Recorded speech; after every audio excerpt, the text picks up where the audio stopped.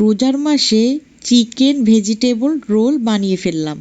এগুলো আমি সংরক্ষণ করে ফ্রিজে রেখে দেব। আর আমি মাংসগুলোকে সেদ্ধ দিয়েছি, লবণ, তারপর একটু হলুদ, তারপর রসুন, পেঁয়াজ এগুলো বাটা দিয়েছি, সাথে গোলমরিচ। আমি এখানে আদা ইউজ করিনি, কারণ কাঁচার সাথে আমার কাছে আদাটা আসলে ভালো লাগে না, সেজন্য।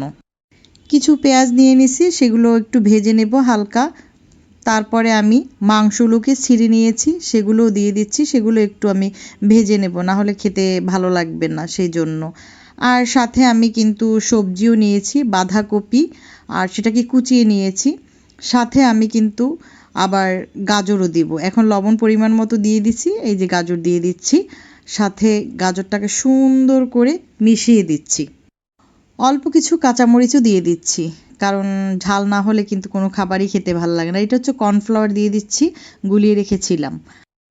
এখানে আমি একটা ডিম নিয়েছি, আর ডিমটাকে ভালো করে ফেটে নিয়েছি। এখন আমি এখানে 2 কাপ ময়দার সাথে ডিমটা দিয়ে ভালো করে মিশ্রণটা করব। সেখানে আমি 3 কাপ পানি ব্যবহার করেছি, তারপরে কিন্তু এটা আমি গুলিয়ে নিয়েছি। এখন আমি এখানে রুটিটা করে ফেলবো।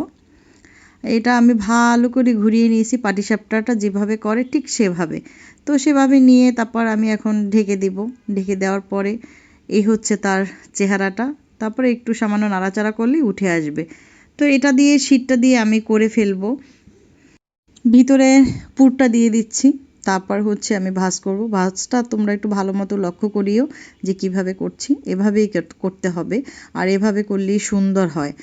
আর যারা মনে করেন ছুটে যায় বা হয় না, তারা অবশ্যই একটু ময়দা লাগিয়ে নেবেন, তাহলে আর ছুটে যাবে না ভাজার সময়। এখন আমি একটু গড়িয়ে নিচ্ছি, যে ময়দাটুকু আমার গোলানো হয়েছে। ওখানে দেওয়ার পরে আমি ব্রেড কামে দিয়ে এটাকে ভালো মতো শরীরে লাগিয়ে দেব, যাতে করে সুন্দর ক্রিস্পি হবে এবং খেতে খুবই ভালো লাগবে, মচমচ একটা ভাব হবে।